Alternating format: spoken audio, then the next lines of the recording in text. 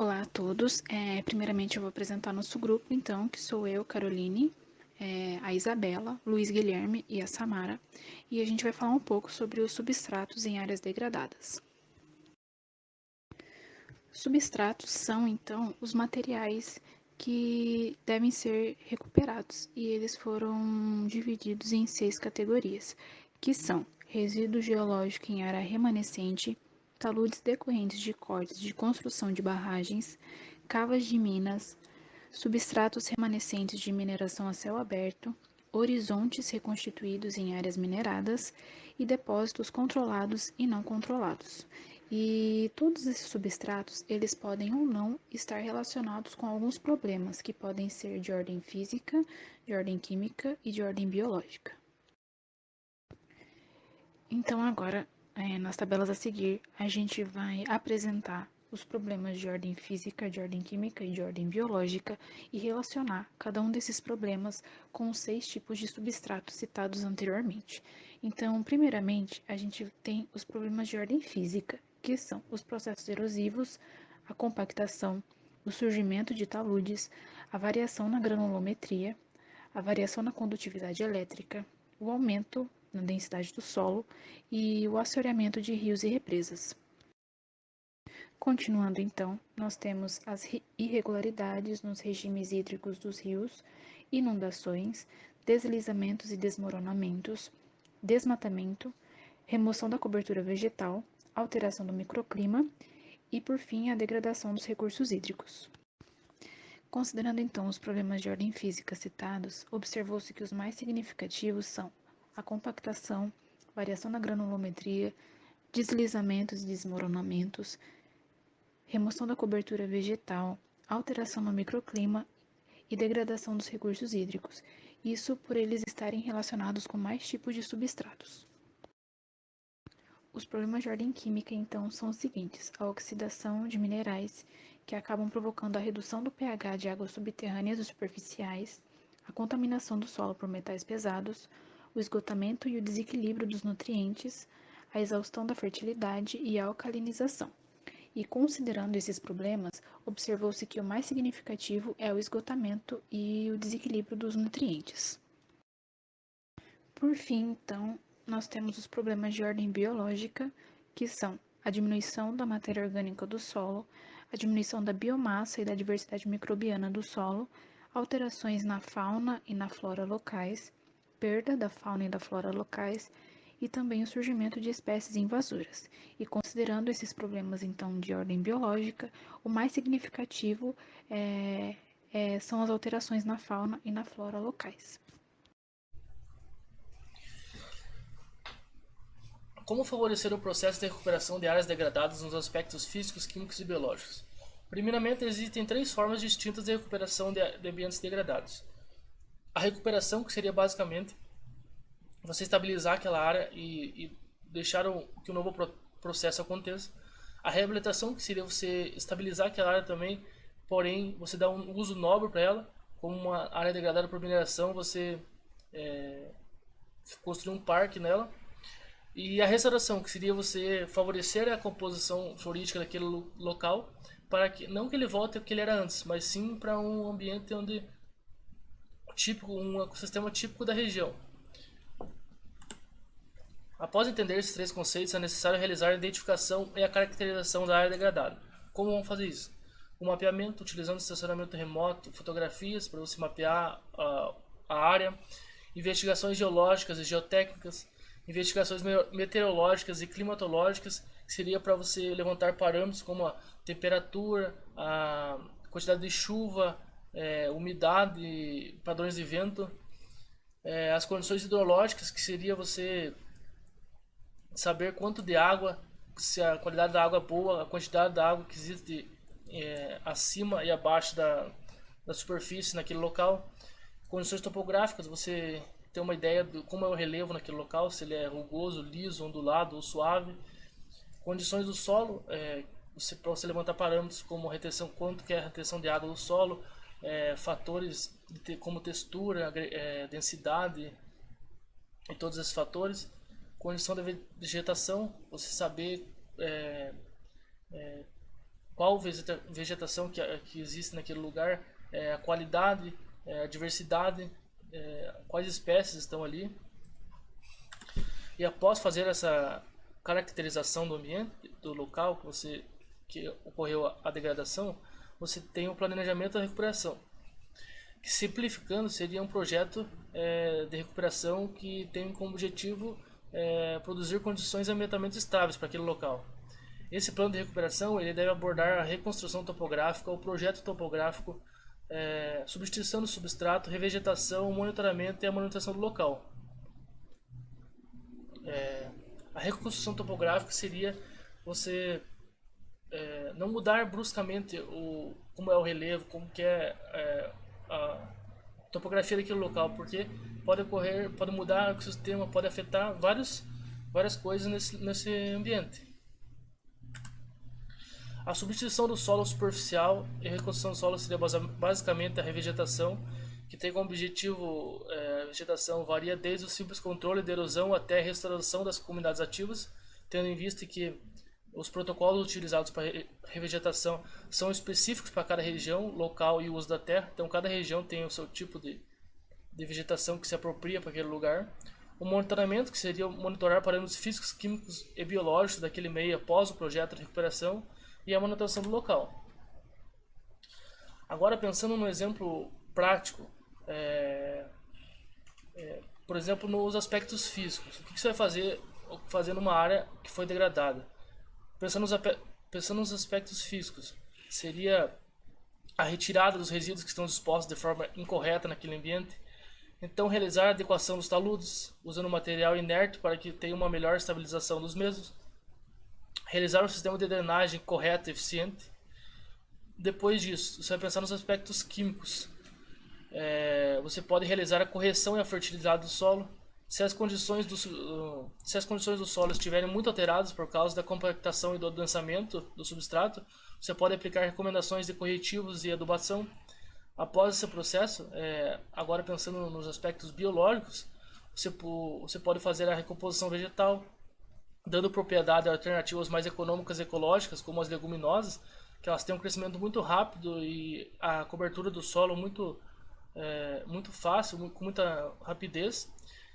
Com isso, ela promove a estabilidade do solo, melhora a filtração, armazenamento da água da chuva e aumento das atividades biológicas daquela área, assim criando condições propícias para o estabelecimento de outras espécies mais exigentes, como as secundárias. Quais técnicas de recuperação de ordem física, química e biológica podem ser utilizadas?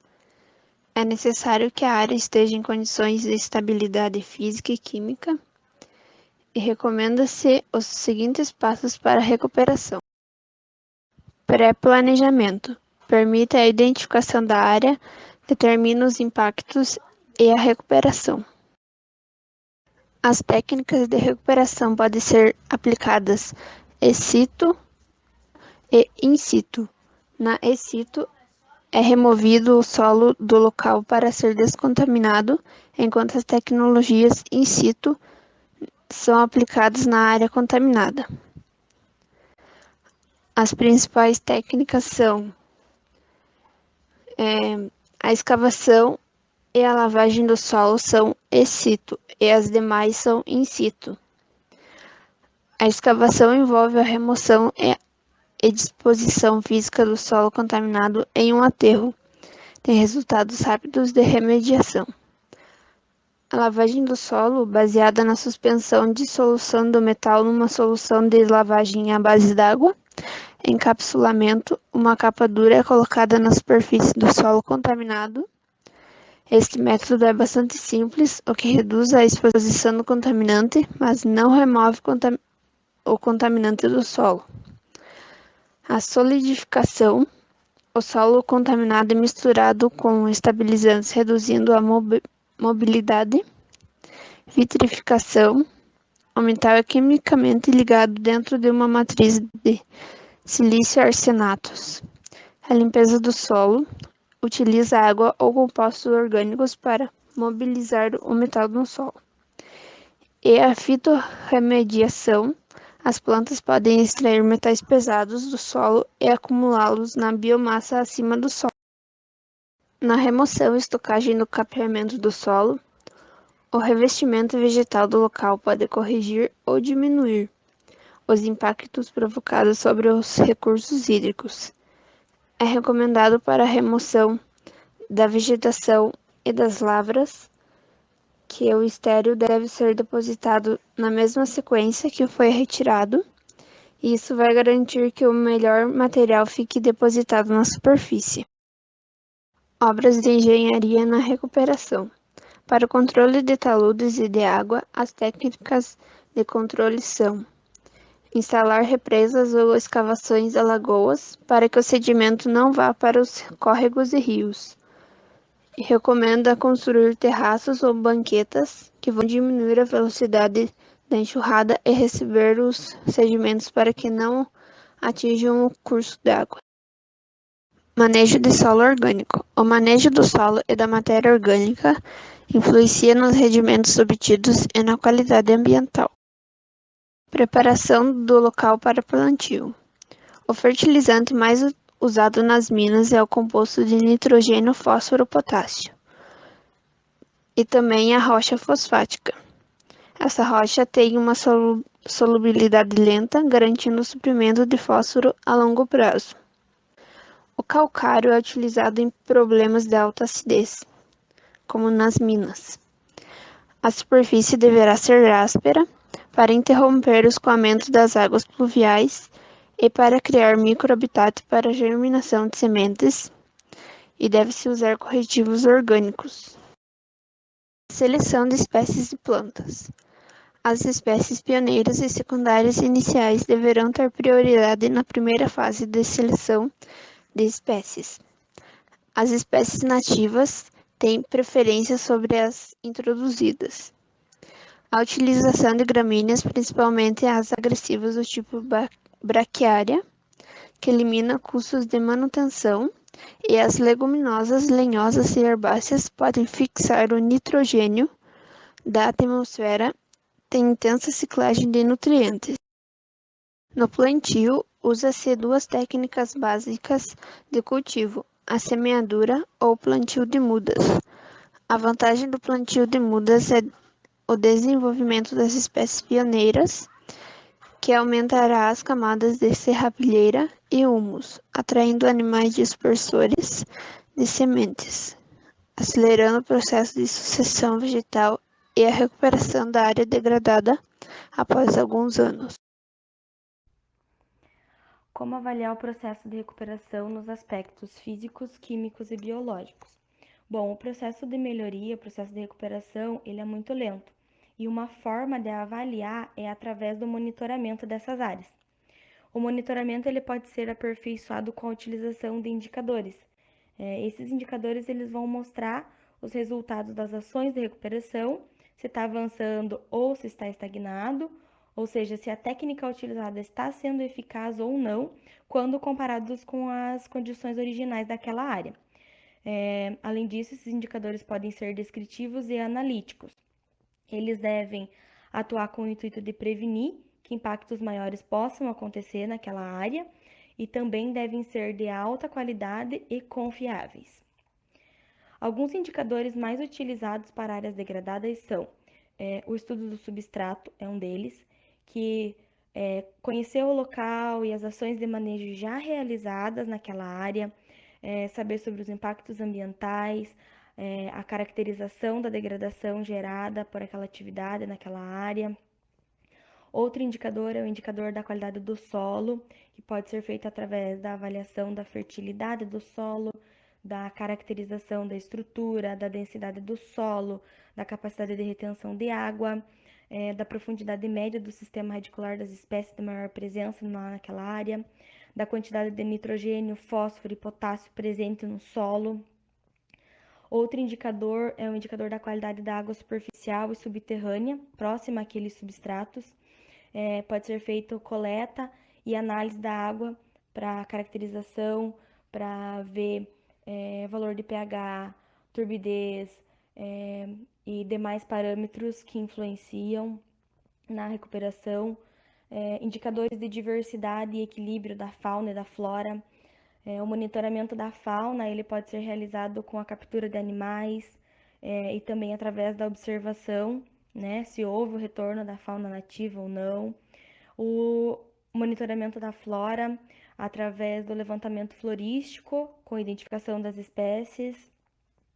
Indicadores de vegetação também, através do banco de sementes, observação da mortalidade de mudas, presença de espécies invasoras. Diversos indicadores, inúmeros indicadores podem ser citados, né, e escolhidos para realizar o monitoramento das áreas degradadas, porém, eles devem ser escolhidos de acordo com as características do local, de acordo com as características da área a ser recuperada.